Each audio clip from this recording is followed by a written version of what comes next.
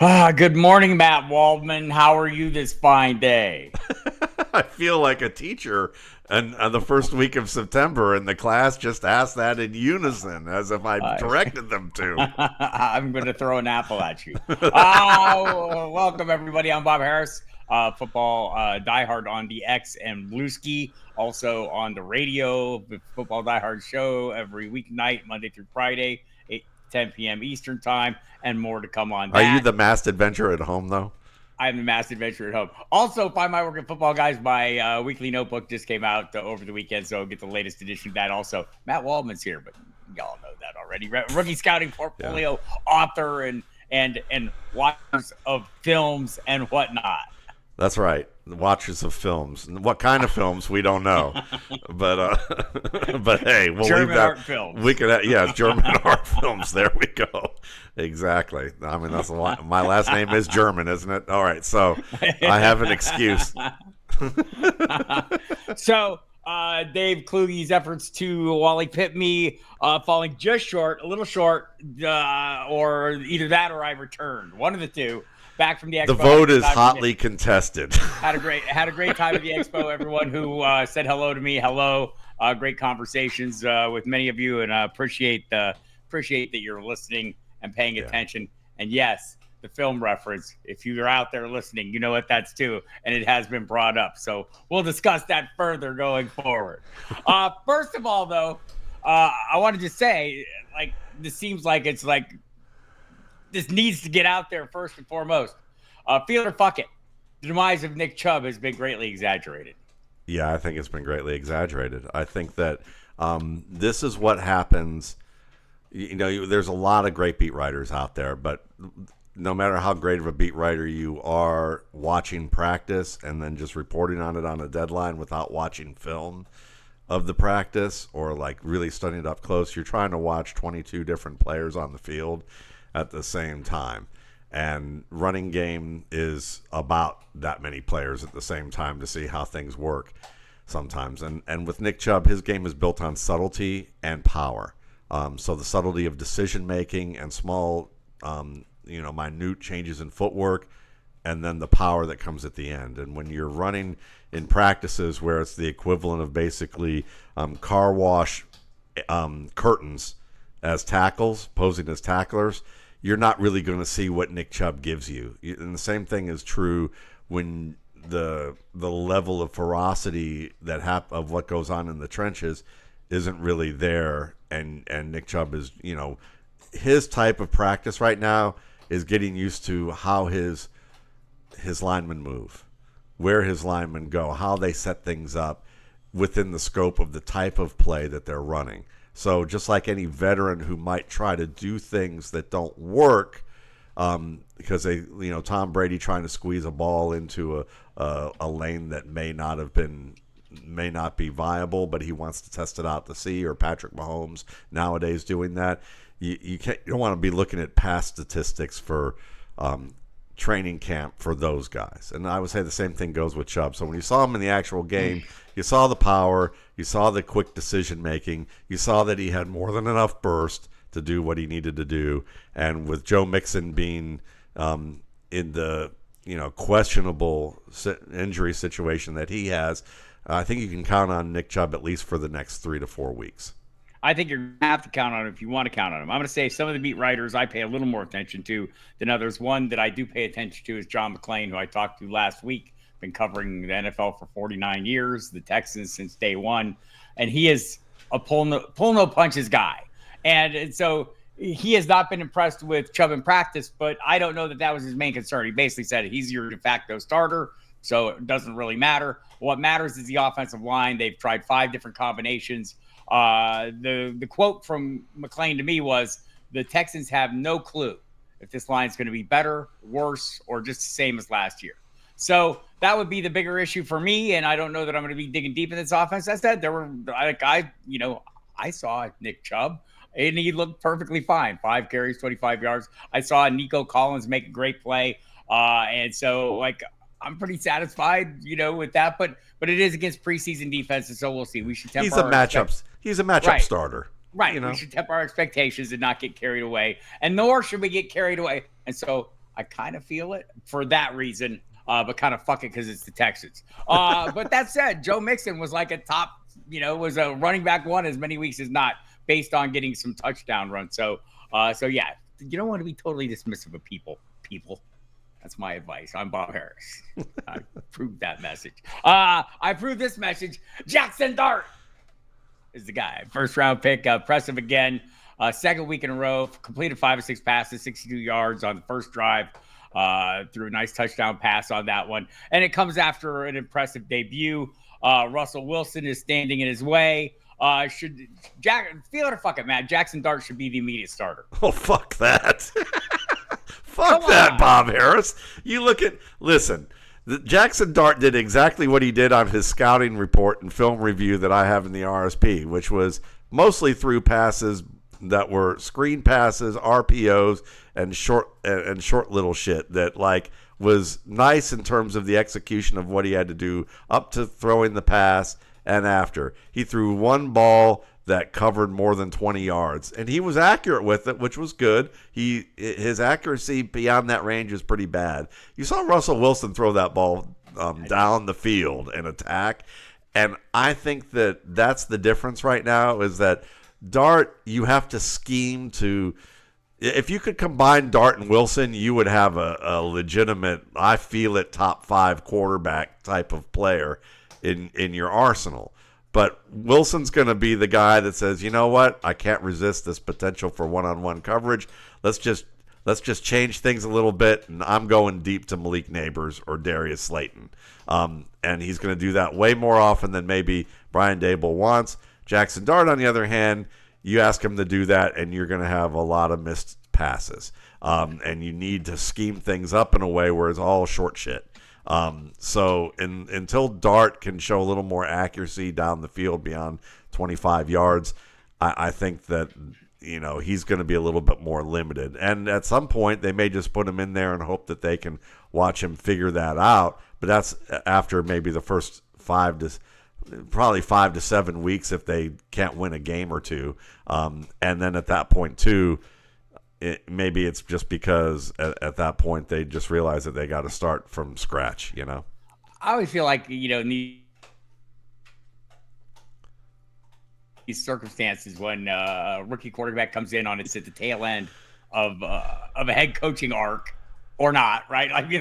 To be determined that it opens the door to that possibility. So Russell Wilson winning, though, closes that door. I mean, not winning every game, but winning a game or two. Right, so they don't need to be wildly successful. They just need to be semi-successful to keep things going. And maybe that's not enough to save Brian Daboll's job and Joe Shea's job. So, and maybe it shouldn't be, right? But also changing to a quarterback they handpicked and maybe showing some brief flash of success down the stretch might be like a life preserver type move. So I'm totally open either way. No, Jaxson Dart should not be starting. Yes, at some point, if the Giants aren't winning, Jaxson Dart will be starting. That's where I'm at. And for the player I care about, Malik Neighbors, last year suggests it doesn't matter who the quarterback is. Between Tim Boyle and Tommy DeVito and Drew Lock and Daniel Jones or Daniel Dones, if you prefer, Malik Neighbors was perfectly fine, and he will be again this year, assuming his tender tootsie and tight back allow it. And I'm assuming they will. Just waiting at that deli counter for all that bologna and mortadella and all that stuff. Yeah, he should be fine. You want to go there? Let's go there. Kirk Cousins. Kirk Cousins is the bologna sandwich of the NFL, or is he? Well, according to people in practice, he looks like he's returned to form. And if he has indeed returned to form and the velocity is back because the Achilles is another year healthy, I can buy into that. I can believe that he's upgraded meats. How many times do we have to see this in our lifetime to realize sometimes it takes that entire year for a player to fully recover, especially an older player, not a senior player, but an older player. No, it's perfectly true. So if that's the case, should the Rams be stepping up to Atlanta's deli counter with their ham on Swiss, dealing with back issues? Yeah, I don't know. Well, I would say, yeah, or maybe it is the Matthew Stafford. Matthew Stafford. Listen, don't know that he's a ham and Swiss. He's a. I don't know. I just made that up. Yeah, so he's a pastrami for sure, man. He's a cat's pastrami. But I would say, but Kurt's a good ham and Swiss. He's definitely a ham. I saw Dexter the other night, and he said he was imitating somebody. He goes, "You like that, huh?" And I nearly fell off the sofa laughing. But yes, let's just dive into this a little bit. So I tend to not be as concerned about Stafford, but there was a level of secrecy or their openness and transparency on Matt Stafford's back issue seems to have become totally opaque over the weekend, where they won't even acknowledge if he was watching a preseason game that he was supposed to do a workout before. So I guess, like the uncertainty always creates concerns. People who should know, I'll go with Pete Schrager from ESPN, formerly of NFL, who is good buddies with Sean McVay. I mean, it says, my sources tell me that they're not remotely worried about Matthew Stafford. Makes me think Sean McVay has told Schrager not to worry about Matthew Stafford. But maybe we'll find out there's more reason to be or less reason to be concerned. But in the interim, if this is a problem for the Rams, or if this is an issue they're facing and Jimmy Garoppolo is the next man up and young Stetson Bennett next after him, would they be wise to investigate the possibility of adding Kirk Cousins to their roster? Very similar offense. If they could give up Jimmy Garoppolo in exchange for Kirk Cousins, I think that would probably be okay. The only issue long term is that I just don't believe Kirk is a very good leader. I know that lots of people watch the NFL stuff and they're fooled because he kind of fits what people's stereotypical idea of what a good leader looks like and acts like in certain regards. But as a football player on the field, in terms of executing an offense, I think he's a step up from Garoppolo because in key moments he can actually make big plays and he doesn't choke on his bologna sandwich when it happens. And I think that Garoppolo kind of has a problem. He's kind of like Derek Carr in that regard, where when the pressure gets really amped up a notch, he just kind of self-destructs. And I think we've seen that with Garoppolo and over again. Throws a beautiful ball. He does throw with anticipation. He could be good for this offense and enough for fantasy, but I think if they're trying to win the division, you're probably, Garoppolo gives you a chance, but the playoffs is a bigger problem. So we'll see. If they're very confident in Stafford, like you're saying, according to Peter Schrager, then this is all a no-go, and this is just all talk. And it isn't just Schrager. It's multiple reports. But anyone who was paying attention this time last year was hearing glowing things about Christian McCaffrey, and they lasted right up until week 1 when they suddenly stopped.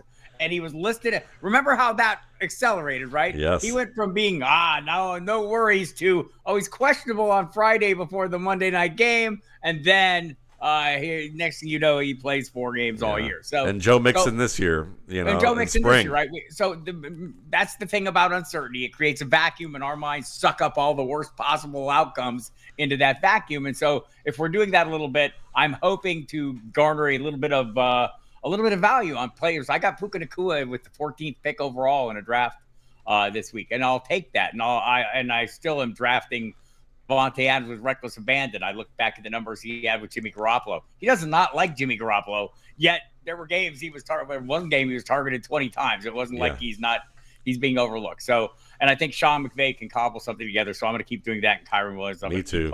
And Kirk Cousins, no longer a bologna sandwich, upgraded to. Is it Swiss and ham on rye? We could do that. Yeah, on white. Swiss and ham on rye. On white bread, on Wonder Bread. And Matthew Stafford still a premium pastrami sandwich. Isaiah Bond was no build on his grand jury thing for the sexual abuse. So he's free and clear. So in come the Cleveland Browns to sign him to a contract. He'll have. Isaiah Bond will have a successful career as a Cleveland Brown. Feel it or fuck it. Oh, I'm feeling it because I'm staying with the original Cleveland Browns now at this point. But no, I do feel it. I think that this is a player who reminds me a lot of an aspiring T.Y. Hilton, and if he can jump that that gap pretty quickly, we might be looking at him as an aspiring Isaac Bruce. He has of all the receivers in this class, and Bob, you're going to love this one. Well, his burst, that first just burst of speed, is more palpable than any receiver in this class. And he runs good routes. So the timing routes are there. The mechanics of breaks are really strong. And he can catch the ball well. I think there's a good chance that he could be as good or better than Matthew Golden, and Matthew Golden's getting sterling reviews. Now, the issue is Matthew Golden went to a class organization. Isaiah Bond, we are in an organization that seems to be forever in turmoil, basically like a swirling turd going down the toilet, in some regards. So if they can fix that and Bond can pick up the offense rather quickly, I think that he can be a contributor for a fantasy lineup this year. But I'd say you probably got a 50-50 shot right now. From a dynasty perspective, he's a buy. And I would probably put him over guys like Jack Bech and Trey Harris. And I would do that pretty confidently. I would say going to a team where probably Cedric Tillman is the top option. Maybe Deontay Johnson if he gets his act together. No Jerry Jeudy love? The top option after. Let me finish my comments, sir. Oh, I'm sorry. Look at you. I know. Jerry Jeudy is a prime rib. No, I don't know. Jerry Jeudy is the top option, but after that, it's Cedric Tillman, it's Deontay Johnson, and a handful of also red. So opportunities there. I'm not exactly sure who the quarterback's going to be, and maybe that'll give me some issue. But this is a kind of a fuck it and redraft waiver wire watch list until we get further information and invest in Dynasty. Because why? Fast. That's all I need. You know that. Also, Quinshon Judkins shows up and not being charged. He's going to get some work at some point here. He'll be a worthwhile fantasy starter this year. Feel it or fuck it. I'm feeling it. And I think that's because while people go, oh, well, the Browns were last as a running team last year. They were one of the worst running teams in the league. Well, they had multiple injuries up front. They were playing out of a spread system with a toothless Deshaun Watson for half the season. And then after that, my legs linger 5 steps behind my head, Jameis Winston. And then a completely lost Thompson Robinson, So you look at all of that and the fact that they're in that spread where it's just 5 linemen and maybe 1 tight end. You're not getting the extra gaps that you're now going to get in a 2 tight end offense that was really Kevin Stefanski's specialty. And when you allow him to scheme to his specialty, you're going to get results in the run game. And I think that you're going to see that Judkins is the best of the backs of this group. I know there's some Dylan Sampson lovers out there, and Sampson is a good young back and could become a really nice, committee piece. And even closer to equal than maybe some Judkins owners, GMs might like some years. But I think that Judkins, with his combination of skill sets and what they want to do on the front line, the people who cite last year's stats aren't thinking about what they're going to do differently that will have an impact. Yeah, I'm just looking at the ADP right now. He's running back 39. He's going ahead of Tank Bigsby, Najee Harris, Jaden Blue, Tyjae Spears, Rashad White, Trey Benson, Austin Eckler, Nick Chubb.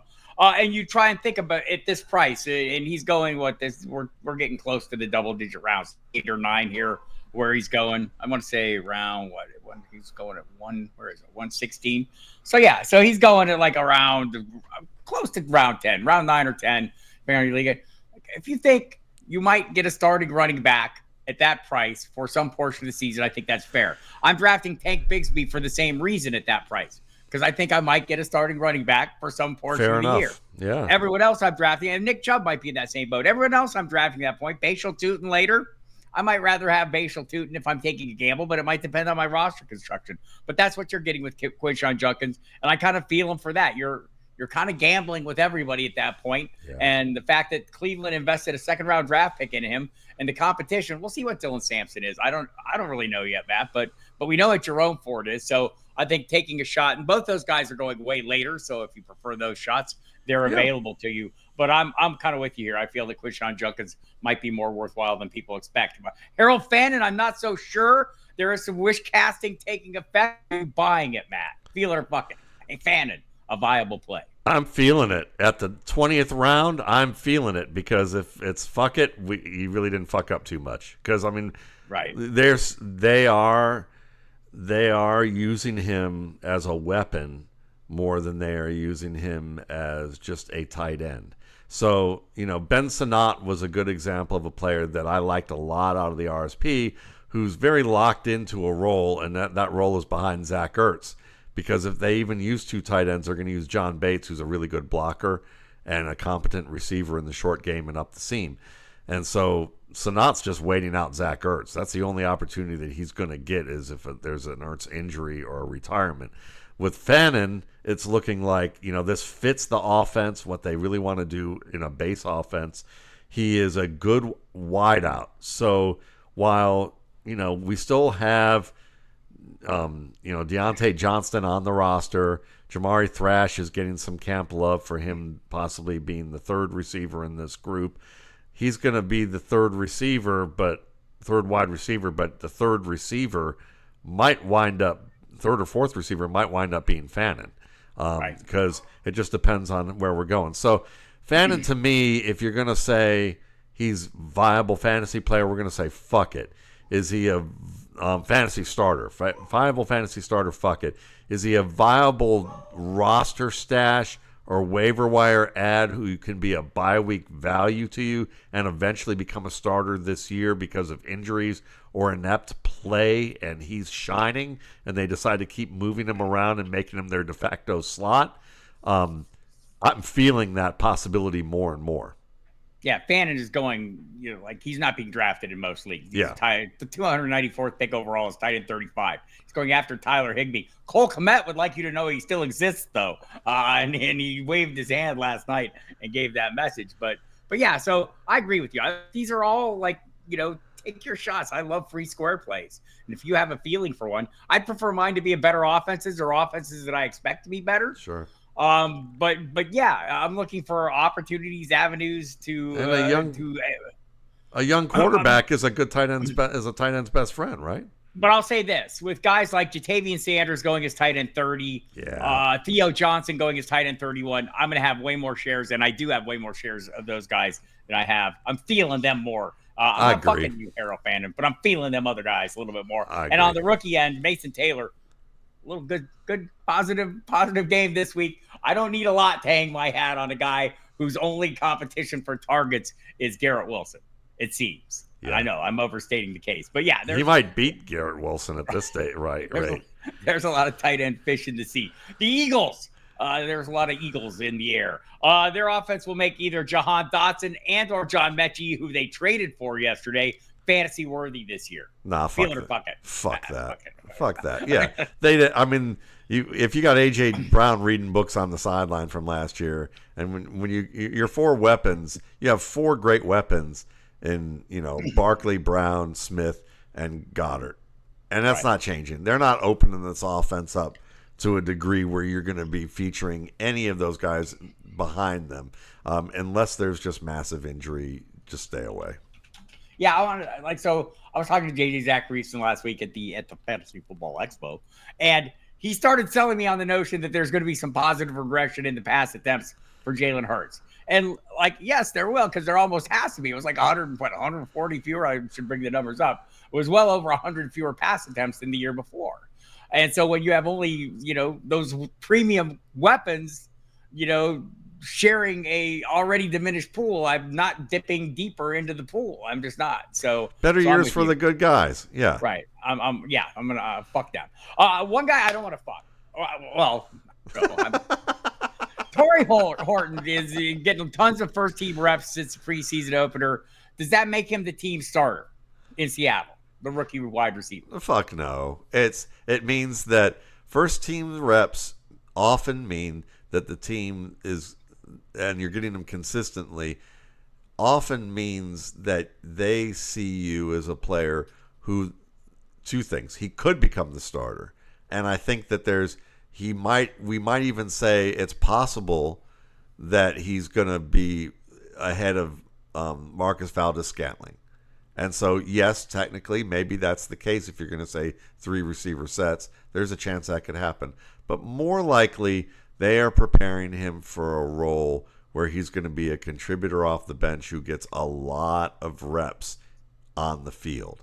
And that's more likely at this stage. Now, if he was just getting a few first team reps, every day, that would be more, we just want to make sure this is a guy that we feel good about keeping and he's going to be on the active roster. But if he's getting only first team reps and it's happening, and it's happening consistently, then you're going to say he might be replacing MVS this year. And I think there's a chance that happens anyway because Horton can catch a little better than MVS can. And I don't know if I should state a little better or a lot better, but it's somewhere in that range right now. It's interesting because I know our last lists Horton as the starter ahead of Valdez-Scantling. I know the local media is talking about him working a lot with the first team offense. I think probably what you're saying, Matt, is closer to the truth. Also, Jackson Smith and Jigba and apparently Cooper Kupp are very good. And by the way, the reporting on Cooper Kupp has been he looks fantastic now that he's healthy. I talked to Greg Bell from the Tacoma News-Tribune. He said, man, there's a reason that guy was really good, and we're seeing it every day in practice, right? His cuts and his moves and his routes, people have a very hard time defending him, it turns out. And so, but he's got to remain healthy. Horton, by the way, injured his ankle. Like, I like grabbing guys like Horton or Dante Thornton from the Raiders, these guys that are going to be deep threats, maybe big ball players. In best balls, for that reason, in regular redraft leagues, it's a little harder to get excited about them. I want consistent roles, but hey, it could happen for either of those guys. Just in general, first team reps in practice, meaning a player will start this time of year. No, it just means that they're being, if it's a late round pick, they're probably being considered for the active roster. Right. If it's a mid round pick, they're probably giving them enough reps so that they can come in and play right away when needed. Off the bench when a guy needs a breather or in their specific sets that they're going to feature them in or use them. But they're probably not being used as a starter at this point. So I'm going to paraphrase. Let me sum this portion of the program up for you people. Matt Waldman is feeling that practice means different things based on player tenure. Bob Harris says, fucking A, that's right. We'll move on from there. Olamide Zaccheaus will start ahead of Luther Burden III this year. Feel it or fuck it. I'm feeling it for part of the year, and people are going to be like, oh, my God, but you love Luther Burden. Yeah, I love what Luther Burden is about. But I think that my buddy Dan Hatman at the Scouting Academy, we had him on last Friday on a great show talking about practice. And I think that what happens is that some teams realize that they have players that are veterans who can give their rookies a longer runway to get acclimated. And Zaccheaus is one of those players. We might actually see a team use Olamide Zaccheaus the way he was meant to be used, which is as a partial running back out of the backfield and a yak player, as opposed to just a deep threat that Atlanta ham-handedly used because they didn't know what the fuck they had in him, and then he just started whipping people, on deep balls early, and they go, oh, well, he's a deep threat. He was a returner and a deep threat, rather than watching his tape at UVA a little bit more. And seeing that he was a really good runner out of the backfield and receiver out of the backfield. I could see him fitting the Ben Johnson offense really well. But here's the thing.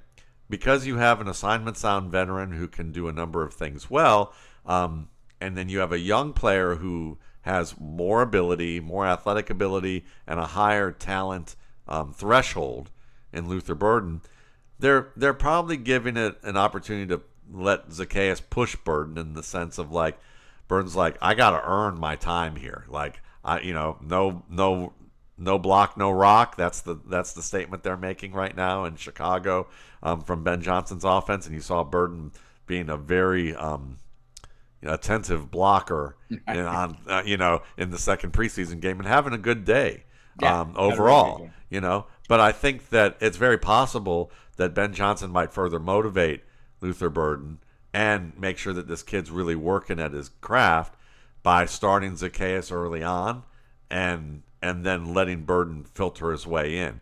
Either way, I look at it as maybe that's the difference of 10 to 15 targets for the year than what I had projected for him originally, which means I still think he's going to be over 100 targets this year, and that you're going to see a logjam fantasy-wise between Burden, Moore, and Odunze. Even though everybody thinks Odunze is going to be a 140 target player, I would say he's probably more closer to 120 at best.